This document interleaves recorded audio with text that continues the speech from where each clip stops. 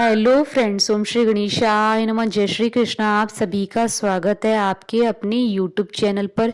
Friends, आज हम आपको इस वीडियो में बताने जा रहे हैं मोक्षदा एकादशी, जिसे गीता एकादशी और गीता जयंती के नाम से भी जाना जाता है, कि पौराणिक व्रत कथा, पूजा विधि, शुभ मुहूर्त, महत्व, व्रत पारण का समय, नियम और मोक्षदा एकादशी पर किए जाने वाले अचूक उपायों के बारे में। फ्रेंड्स, वीडियो शुरू करने से पहले आपसे रिक्वेस्ट है, अगर आप हमारे चैनल पर नए हैं और आपने अभी तक चैनल को सब्सक्राइब नहीं किया है तो प्लीज़ सब्सक्राइब कीजिएगा चैनल को, साथ ही प्रेस कीजिएगा बेल आइकन को, जिससे नए वीडियोस से रिलेटेड नोटिफिकेशन आपको तुरंत प्राप्त हो सके। और वीडियो पसंद आने पर वीडियो को लाइक और शेयर जरूर कीजिएगा, ताकि सभी भक्तों को इस वीडियो का लाभ प्राप्त हो सके। और कॉमेंट बॉक्स में जय श्री कृष्णा जरूर लिखिएगा। मार्गशीर्ष माह के शुक्ल पक्ष की एकादशी को मोक्षदा एकादशी के नाम से जाना जाता है और ये एकादशी मोक्ष प्रदायिनी और परम कल्याणकारी एकादशी मानी जाती है। शास्त्रों के अनुसार मोक्षदा एकादशी का महत्व बहुत अधिक बताया गया है। मोक्षदा एकादशी का व्रत रखने से मनुष्य के जीवन के सभी पापों का शमन होता है और उसे मोक्ष की प्राप्ति होती है। मोक्षदा एकादशी के दिन भगवान विष्णु की तुलसी की मंजरी, धूप, दीप से पूजा की जाती है। भगवान विष्णु की इस प्रकार पूजा करने से सभी सुखों की प्राप्ति होती है। मोक्षदा एकादशी का व्रत करने से मनुष्य को गंगा स्नान के समान फल प्राप्त होता है। इस व्रत को करने से पूर्वजों को भी मोक्ष की प्राप्ति होती है। इसी के साथ उनके लिए स्वर्ग के द्वार भी खुल जाते हैं। मोक्षदा एकादशी के दिन ही भगवान श्री कृष्ण के मुख से श्रीमद् भगवद गीता के वचन निकले थे। इसी कारण मोक्षदा एकादशी को गीता एकादशी के नाम से भी जाना जाता है। विष्णु पुराण के अनुसार मोक्षदा एकादशी का व्रत हिंदू वर्ष की अन्य 23 एकादशियों पर उपवास रखने के बराबर है। इस एकादशी का पुण्य पितरों को अर्पण करने से उन्हें मोक्ष की प्राप्ति होती है। वे नरक की यातनाओं से मुक्त होकर स्वर्गलोक को प्राप्त होते हैं। पद्म पुराण में वर्णित है कि भगवान श्री कृष्ण धर्मराज युधिष्ठिर को इस दिन का महत्व समझाते हैं। वे बताते हैं कि ये मोक्षदा एकादशी बहुत ही पुण्य फलों वाली है। इस दिन सच्चे मन से पूजा आराधना करने से व्यक्ति के सभी पापों का नाश हो जाता है। इसके अलावा यह भी जिक्र मिलता है कि इसी दिन भगवान श्री कृष्ण ने अर्जुन को गीता का उपदेश दिया था। जब द्वापर युग से महाभारत के युद्ध के दौरान अर्जुन अपनी सगी संबंधियों पर बाण चलाने से घबराने लगे, तब श्री कृष्ण ने जीवन, आत्मा और कर्तव्य के बारे में विस्तार से समझाया।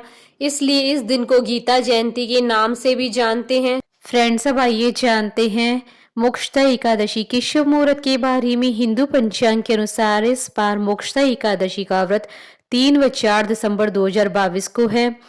3 दिसंबर 2022 शनिवार के दिन मोक्षदा एकादशी स्मार्त, जिसे गृहस्थ लोग रखते हैं, व्रत रखा जाएगा। और 4 दिसंबर 2022 को मोक्षदा एकादशी वैष्णव व्रत रखा जाएगा।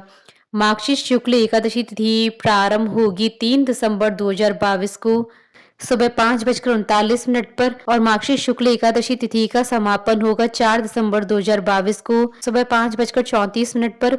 मोक्षदा एकादशी स्मार्त व्रत के पारण का समय रहेगा 4 दिसंबर 2022 को दोपहर 1:20 से दोपहर 3:27 तक। और मोक्षदा एकादशी वैष्णव व्रत के पारण का समय रहेगा 5 दिसंबर 2022 को सुबह 7:01 से सुबह 9:08 तक। फ्रेंड्स, अब आइए जानते हैं मोक्षदा एकादशी की पूजा विधि के बारे में। इस दिन सुबह उठकर स्नान करने के बाद स्वच्छ वस्त्र धारण कर भगवान श्री कृष्ण का स्मरण करते हुए पूरे घर में गंगा जल छिड़के। पूजन सामग्री में तुलसी की मंजरी, धूप, दीप, फल फूल, रोली, कुमकुम, चंदन, अक्षत और पंचामृत रखें। विघ्नहर्ता भगवान गणेश, भगवान श्री कृष्ण और महर्षि वेद व्यास की मूर्ति या तस्वीर सामने रखे। श्रीमद् भगवद गीता की पुस्तक भी रखे। सबसे पहले भगवान गणेश जी का पूजन करें। इसके बाद विष्णु जी को धूप दीप दिखाकर रोली और अक्षत चढ़ाएं और तुलसी की मंजरी अर्पित करें। पूजा पाठ करने के बाद व्रत कथा सुननी चाहिए। इसके बाद आरती कर प्रसाद बांटें। व्रत एकादशी के अगले दिन सूर्योदय के बाद ही खोलना चाहिए। फ्रेंड्स, अब आइए जानते हैं मोक्षदा एकादशी के नियमों के बारे में। शास्त्रों के अनुसार एकादशी के पावन दिन पर किसी भी पेड़ पौधे के फूल एवं पत्ते नहीं तोड़ने चाहिए। यदि जगत के पालनहार भगवान विष्णु जी की पूजा में तुलसी पत्र चढ़ाने हैं तो उसे एक दिन पहले ही तोड़कर रखने चाहिए। एकादशी के दिन चावल का सेवन नहीं करना चाहिए। मान्यता है कि इस दिन चावल का सेवन करने से मनुष्य का जन्म रेंगने वाले जीव की योनि में होता है। इसके अलावा इस दिन जौ, मसूर की दाल, बैंगन और सेम फली भी नहीं खानी चाहिए। एकादशी के दिन मांस, मदिरा, प्याज, लहसुन जैसी तामसिक चीजों से दूर रहना चाहिए। साथ ही इस दिन किसी भी दूसरे व्यक्ति द्वारा दिया गया अन्न भी ग्रहण नहीं करना चाहिए। मान्यता है कि इससे पुण्य नष्ट हो जाते हैं। शास्त्रों के नियम अनुसार एकादशी के दिन किसी भी व्यक्ति की निंदा और गुस्सा नहीं करना चाहिए। वाद विवाद से दूर रहना चाहिए। गरीब और लाचार लोगों का उपवास नहीं करना चाहिए। एकादशी के दिन ब्रह्मचर्य का पालन करना चाहिए। एकादशी के दिन महिलाओं का अपमान करने से व्रत का फल नहीं मिलता है। सिर्फ एकादशी के दिन ही व्यक्ति को किसी भी दिन महिलाओं का अपमान नहीं करना चाहिए। जो व्यक्ति महिलाओं का सम्मान नहीं करते हैं उन्हें जीवन में कई तरीके की समस्याओं का सामना करना पड़ता है। फ्रेंड्स, अब आइए जानते हैं मोक्षदा एकादशी के दिन किए जाने वाले उपायों के बारे में।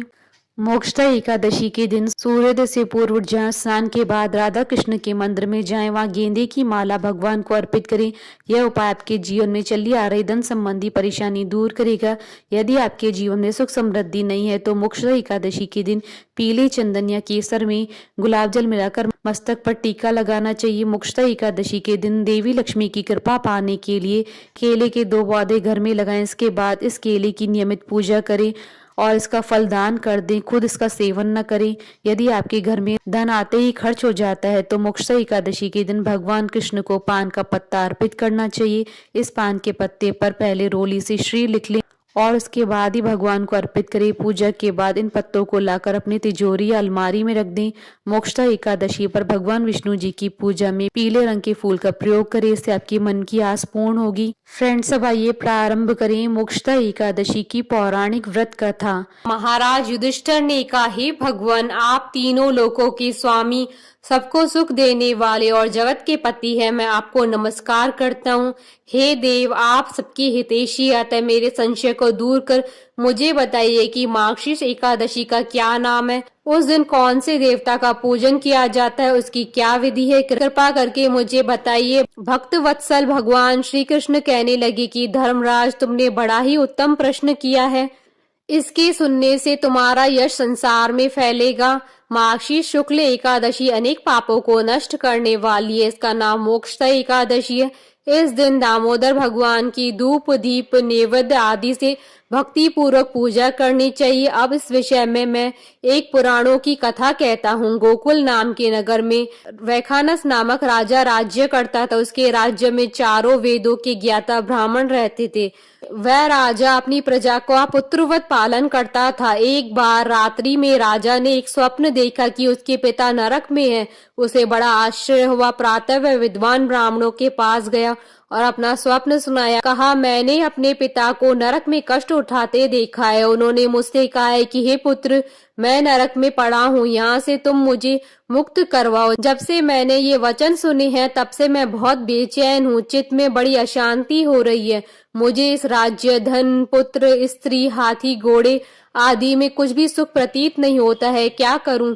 राजा ने कहा, हे ब्राह्मण देवताओं, इस दुख के कारण मेरा सारा शरीर जल रहा है। अब आप कृपा करके कोई तप, दान, व्रत आदि ऐसा बताइए जिससे मेरे पिता को मुक्ति मिल जाए। उस पुत्र का जीवन व्यर्थ है जो अपने माता पिता का उद्धार न कर सके।